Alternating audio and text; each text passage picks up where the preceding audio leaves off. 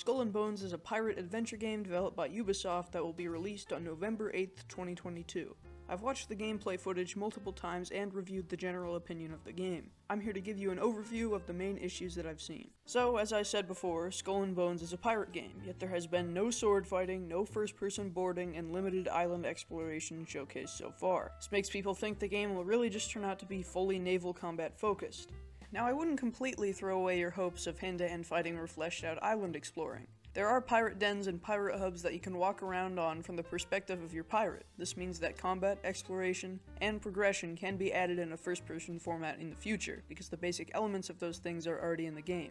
If you want to feel optimistic, it could be that the first-person activities are still in development and will be fully complete before the game's release. However, there are only 4 months until the game drops, so I wouldn't get too hopeful. While reviewing people's opinions of the game, I noticed a lot of them have already dismissed the present mechanics as something that will be forgotten within a month or two. I think this is completely unreasonable. The naval combat and progression that is in the game looks legitimately interesting, and it will most likely be the missing features, not the present ones, that screw the game over. In hopes of boosting your confidence in the game a little, I've got a list of some things that they have done right.